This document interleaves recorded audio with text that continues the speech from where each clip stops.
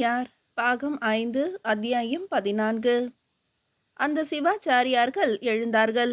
செப்பு தகடுகளை எடுத்துக்கொண்டு சன்னதி நோக்கி நடந்து அங்கு நின்று கொண்டார்கள். படி ஏறிய தேவரடியார்களை வருக வருக என்று வரவேற்றார்கள். அவர்கள் கொண்டு வந்த மாலையை சிவலிங்கத்தின் மீது அழகுற போட்டார்கள். நெய் தீபம் காட்டினார்கள். சிவலிங்கத்தின் நெற்றியில் இருக்கின்ற சந்தனத்தை சிறிதளவு உருட்டி கொண்டு வந்து அங்குள்ள பெண்களின் கையில் கொடுத்தார்கள். வில்வ இலை பிரசாதமும் கொடுத்தார்கள். ஏதேனும் செய்தி உண்டா? போர் வரும் போல இருக்கிறதே என்று அப்பாவியாக அவர்களை பார்த்து கேட்டார்கள். அப்படியா? போரா? எங்களுக்கு தெரியவில்லையே. அவர்களை விட அப்பாவியாக தேவரடியார் பெண்கள் நடித்தார்கள். யாரோடு போர்? மேலை சாளுக்கியத்தோடு தான். மேலை சாளுக்கியமா? அது எங்க இருக்கிறது? திருவொற்றியூர் தாண்டி போக வேண்டுமடி என்று ஒரு பெண் பதில் சொல்ல சிவாச்சாரியார்கள் மெல்ல அந்த பெண்ணை உற்று பார்த்தார்கள். உண்மையில் உங்களுக்கு தெரியாதா அல்லது தெரியாதது போல் நடிக்கிறீர்களா என்று சிவாச்சாரியார்கள் வெளிப்படையாக கேட்டார்கள். எங்களுக்கு தெரிந்தது ஆடலும் பாடலும் தான். போர் பற்றியோ ஊர் பற்றியோ எங்களுக்கு எதுவும் தெரியாது. சொன்னால் கேட்டுக்கொள்கிறோம் என்று சொல்லிவிட்டு சிறிது நேரம் நின்றார்கள். உச்சி காலத்திற்கு நேரமாயிற்று. பிற்பாடு பேசுவோம். அந்தணர்கள் உள்ளே போய் திரை போட அந்த பெண்கள் உதடு பிதுக்கிவிட்டு கோயில் சுற்றினார்கள்.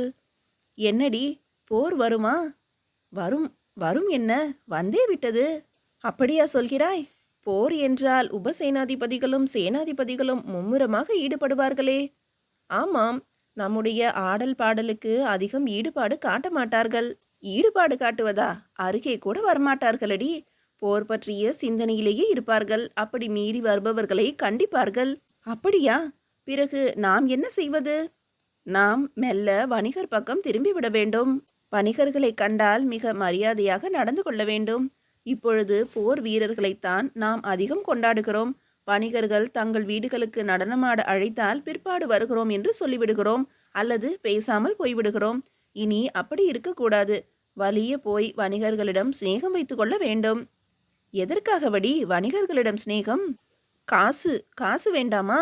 வெறுமே அரசாங்கம் கொடுக்கின்ற நெல் கூலியும் 3 கழஞ்சு காசுகளிலும் நம்முடைய பிழைப்பு ஓடுமா? காவிரி கரையின் அருகே இங்கே இருக்கின்ற வீடுகளை விட உறுதியான அகலமான வீடுகள் கட்டலாம் என்று வணிகர்கள் திட்டம் போட்டிருக்கிறார்களாம். குறிப்பாக திருவையாறில் காவிரி கரை ஓரம் தனியாக ஒரு குடியிருப்பு செய்ய போகிறார்களாம். யார் சொன்னது? வணிகர் வீட்டு வேலைக்காரி ஒருத்தி சொன்னாள். அப்படியா? திருவையாறு ஒரு நடை போய் வருவோமா? நடந்தா? இல்லை இல்லை, வீரர்களிடம் வண்டிகள் கேட்போம். மாட்டு வண்டியில் போய்விடுவோம். சிறு தேர் இங்கு அதிகம் வருகிறதாமே. ஆம், போருக்கென்று தஞ்சைக்கு 100 வண்டிகள் கொண்டு வந்திருக்கிறார்கள். முன்னும் பின்னும் அலைகிறதாம். உனக்கும் எனக்கும் யார் வில் வண்டிகள் தருவார்கள்? அதுவும் குதிரை கட்டிய வில்வண்டி. கேட்டு பார்ப்போம். யாரை? யாராவது ஒரு உபசேனாதிபதியை. அந்த வண்டியில் எத்தனை பேரடி போக முடியும்? குதிரை ஓட்டி தவிர 2 பேர் போகலாம். 3 பேர் நெருக்கமாக அமர்ந்து கொண்டு பயணம் செய்யலாம். அட, 4-5 வண்டிகள் இருந்தால் போதுமே. சரி, இப்போது எங்கு போவது? அரசர் கோயில் கட்டுகிறார் அல்லவா, அந்த பக்கமாக போவோம். அங்கு சேனாதிபதிகள் உபசேனாதிபதிகள் யாரேனும் இருப்பார்கள். போய் பேச்சு கொடுப்போம் என்று சொல்லிவிட்டு தேவரடியார் பெண்கள் கோயிலில் இருந்து கிளம்பினார்கள். அருண்மொழி ராஜேந்திரர் அருகே வில் வண்டியில் நின்று ஒட்டியவாறு பேசி கொண்டிருந்தான். வெகு நிதானமாக பயணம் செய்தால், தங்கி ஓய்வெடுத்து கொண்டால் மிக எளிதாக 100 கல் தொலைவுக்கு இந்த குதிரைகள் போய்விடும்.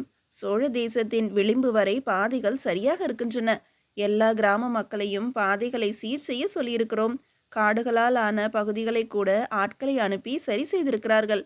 ஆரம்பத்தில் ஒரு 200 வண்டிகளுக்கு பாதையில் சிரமங்கள் ஏற்படலாம். பிற்பாடு அந்த பாதை சரியாகிவிடும். முதல் 100 வண்டிகளில் பாதைகளை சரி செய்யக்கூடிய மறவர்களையும் வேலையாட்களையும் அனுப்புகிறோம். மழை இல்லாத இருப்பின் பயணம் மிகச் சரியாக இருக்கும். அருண்மொழி, 100 வண்டிகள் தான் வந்திருக்கின்றன. மீதி வண்டிகள் எங்கே? ராஜேந்திரர் கேட்டார். அவற்றை நான் தஞ்சைக்கு கொண்டு வர சொல்லவில்லை. பிறகு? குடந்தையில் சிலவும் நடுநாட்டில் சிலவும் வைத்திருக்கிறேன். கீழே சாளுக்கியத்திலிருந்து வருகின்ற வண்டிகள் காஞ்சியிலிருந்து அப்படியே வடமேற்கே நகர்ந்துவிடும். காஞ்சிபுரத்துக்கு பிறகு கணக்கு கேளுங்கள். 1000 வண்டிகளுக்கு மேலே சொல்லுகிறேன். ஏன் தஞ்சைக்கு வந்தால் என்ன? தஞ்சைக்கு யானைகள் வருகின்றனவே. எங்கிருந்து? மதுரையிலிருந்து. அதனால் இவைகள் வரக்கூடாது என்கிறாயா? இல்லை, கூட்டம் அதிகமாகிவிடும், தஞ்சை தாங்காது. அதுவும் தவிர கண்படும் என்பது என்னுடைய அபிப்பிராயம். நம் மக்களே வியந்து நிற்கும் அளவுக்கு நாம் எதுவும் செய்துவிடக்கூடாது. துங்கபத்ரியை தாண்டுவது யானையின் உதவியால் தான் முடியும் என்று சக்கரவர்த்தி சொல்கிறார். 1000 வண்டிகள் கூட போதாது. அது தவிர தனித்த குதிரைப்படை வருகிறது. அதை தவிர யானைகளில் பெரும் படை வருகிறது. ஒரு யானையின் மேல் மூங்கில் பிரம்பாலும் மரத்தாலும் அம்பாரி அமைத்து அதில் 3 பேரும் பாகன் ஒருவனும் அந்த யானைக்கு பின்னால் கயிறு பிடித்தபடி குத்திட்டு அமர்ந்தவாறு 2 இளைய படை வீரர்களும் என்று 6 பேர் பயணிப்பார்கள். விமலாதித்தருடைய படை, ஈராயிரம் பல்லவருடைய படை, கங்க மன்னனின் படை, ராஷ்டிரகூட மன்னருடைய படை, தடிகைப்பாடி ஏரி இறக்கத்தில் நமக்கு கீழ் அடங்கி இருக்கின்ற படை, நுளம்பவாடி படை என்று ஆங்காங்கே சேர்ந்து கொள்ளும். துங்கபத்ரையை அடையும் போது எத்தனை பேர் எண்ணிக்கையில் இருப்பார்கள் என்று நினைக்கிறாய்? 3.5 லட்சம் பேர் இருப்பார்கள் என்று என்னுடைய கணக்கு சொல்கிறது. இருவரும் சிறிது நேரம் பேசிவிட்டு அங்கிருந்து பிரிந்தார்கள். ஒரு நாளும் அணையாமல் தகதகத்து எரிந்து இரவில் மெல்ல கனன்று கிடந்த அடுப்பை கருமார்கள் இழுத்து அணைத்தார்கள். துருத்திகள் நோண்டி எடுக்கப்பட்டன. இரும்பு வளையல், சால், குழல், ஏற்றக்கால் என்று பலதும் பிரித்து எடுக்கப்பட்டன. பெரும் பார வண்டிகளில் அவை ஏற்றப்பட்டன. கருமார் பெண்கள் முல்லைப்பூவை தொடுத்து சரமாக்கி தலையில் சூட்டிக்கொண்டு வேறு மாட்டு வண்டிகளில் ஏறினார்கள். பொழுது வெடிந்ததும் மாட்டு வண்டிகள் வடமேற்காய் நகர துவங்கின. மாட்டு வண்டிக்கு முன்னும் பின்னும் சலங்கை பொருத்திய சிறிய குத்தீட்டிகளோடு கருமார்கள் நடந்து போனார்கள். யுத்தம் நடப்பது உறுதியாகிவிட்டது. எனவேதான் சோழ எல்லைகளில் குறிப்பாய் மேல்பாடி என்று அழைக்கப்படுகின்ற இடத்துக்கு அருகே பாலாற்றங்கரை பக்கம் அவர்கள் குடியேறப் போகிறார்கள். அங்கு நின்று பல்வேறு திசைகளில் இருந்து வந்து இரும்பு உருக்கை உருக்கி நிறைய அம்புகள் செய்ய போகிறார்கள். நடுநாட்டிலிருந்தும் தொண்டை நாட்டிலிருந்தும் கனமான பிரம்புகள் அளவாக நறுக்கி தரப்படும். அதற்கு எஃகு முனை அடிக்க வேண்டும். அதிகம் இரும்பு செலவழிக்காமல் போனவுடன் குத்தி நிற்பதற்கு உண்டான கூர்மையான பகுதிகள் மட்டும் போதும். வால் பக்கம் சிறகு வைக்கவும் தக்கை வைக்கவும் வேறு ஆட்கள் இருக்கிறார்கள். யானைகளிலிருந்து எறிவதற்காக மிக குறுகிய குத்தீட்டிகளை செய்ய போகிறார்கள். மேல்பாடியில் அவைகளை செய்ததும் அப்படியே நேராக கங்க தேசம் நோக்கி எடுத்துக்கொண்டு போய்விடுவார்கள். கங்க தேசத்தில் ஏதேனும் ஒரு அரண்மனையில் மிக பத்திரமாக பலத்த காவலோடு இவை இருக்கும். இங்கிருந்து படைகள் நகர்ந்ததும் கங்க தேசத்தில் உள்ள அம்பு மூட்டைகள் இன்னும் வடமேற்கே மேலை சாளுக்கியம் நோக்கி நகரும். கங்க தேசத்தின் எல்லையில் அம்புகள் வீரர்களுக்கு விநியோகிக்கப்படும். அதுவரை வெறும் உடைவாளோடு சிற்சில அம்புகளோடும் வீரர்கள் பயணித்தால் போதும். வீரர்களின் பயணம் லேசாக இருக்க வேண்டும் என்று ஆயுதங்கள் செய்வதும் விநியோகிப்பதும் தள்ளி நடக்கிறது.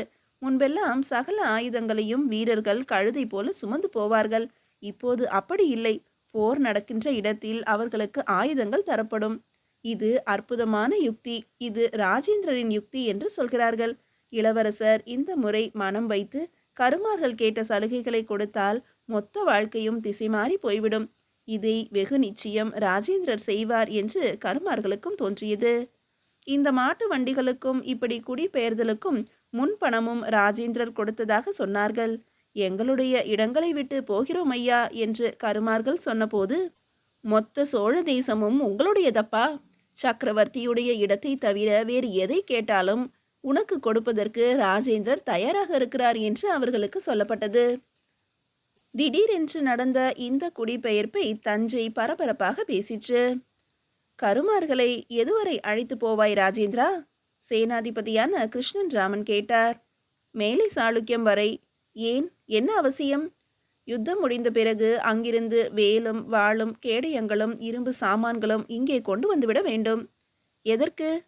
அடுத்த போருக்கு உருக்கி பயன்படுத்தலாம். அது தவிர கோயில் கட்டவும் இரும்பு உலோகங்கள் வேண்டும் என்று சக்கரவர்த்தியார் நினைக்கிறார். அதுவும் தவிர என்ன? நானும் என் தந்தையைப் போல ஒரு பெரிய கோயில் கட்டலாம் என்று எண்ணத்தில் இருக்கிறேன். அப்போது எனக்கும் கருவிகள் செய்ய இரும்பு உலோகம் தேவைப்படும் அல்லவா? கருமார்கள் அவற்றை கவனித்து எடுத்து வருவார்கள். ராஜேந்திரரின் பதிலுக்கு கிருஷ்ணன் ராமன் திகைத்து போனார். அருண்மொழியோ அதைவிட பெரிதாக திகைத்தான். எங்கே கோயில் கட்டப் போகிறீர்கள் இளவரசி? சொல்கிறேன். என்னோடு தானே இருக்க போகிறாய்? எல்லாம் சொல்கிறேன். ராஜேந்திரர் அவனை சமாதானப்படுத்தினார். பெரிய கோவேறு கழுதைகளில் மருந்துகளும் காயங்களுக்கு கட்டு போடுவதற்கு உண்டான துணிகளும் நூற்றுக்கணக்கான வைத்தியர்களும் அடுத்தபடி நகர்ந்தார்கள். தொண்டை நாட்டில் உள்ள மருத்துவர்கள்தான் அதிகம் அனுப்பப்பட்டார்கள். கிராம நிர்வாகங்கள் வணிகர்களிடம் ஒப்படைக்கப்பட்டன. வல்லவரையர் வந்தியத்தேவர் அரண்மனை பொறுப்பேற்றார். தஞ்சையின் சுற்றுப்புறங்கள் முழுவதும் உள்ள கிராமங்களுக்கு நிர்வாக அதிகாரியாக மூவேந்த வேளாளர் நியமிக்கப்பட்டார். சேனாதிபதியான கிருஷ்ணன் ராமன் காஞ்சியில் குடியிருக்க முடிவு செய்தார். படைகளோடு தஞ்சையின் காவல் தெய்வம் நிசும்பசூதனியை வணங்கிவிட்டு குதிரை ஏறி அரசரிடம் விடை பெற்றுக்கொண்டு வடக்கே நகர்ந்தார். ராஜேந்திரரும் அருண்மொழியும் குந்தவையும் வந்தியத்தேவரும் சக்கரவர்த்தியும் வானதியும் பட்டமகிஷி உலகமகாதேவியும் எல்லோரையும் விட பஞ்சவன் மாதேவியும் வேங்கி நாட்டு இளவரசி குந்தவையின் வருகைக்காக காத்திருந்தார்கள். குந்தவை பல்லக்கில் வருகிறாள் என்றதும் பயந்தார்கள். என்ன என்ன என்று விசாரித்தார்கள். தலைவலியாம், ஜுரமாம், மூச்சிரைப்பும் இருக்கிறதாம் என்று சொல்ல கவலையானார்கள். 6 சக்கரத்துடன் கூடிய தேர் ஒன்று ஒரே நாளில் வடிவமைக்கப்பட்டு அதில் மெத்தென்று படுக்கை விரிக்கப்பட்டு மேலே கூடாரம் எழுப்பப்பட்டு 4 புடவைகள் கட்டப்பட்டு தெருவை வலம் வந்தது. அந்த தேர் நன்றாக ஓடுகிறது என்பதை உறுதியாக்கி கொண்டு குடந்தையை நோக்கி உடனே அனுப்பப்பட்டது. குடந்தையை தாண்டி உடையார்குடிக்கு அருகே இருக்கின்ற சிறிய ஏரியின் கரையில் குந்தவையினுடைய பல்லக்கை அந்த தேர் சந்தித்தது. பல்லக்கில் இருந்து கை தாங்கலாக சக்கரவர்த்தியாரின் மகள் குந்தவை இறக்கப்பட்டு தேருக்கு மாற்றப்பட்டார்.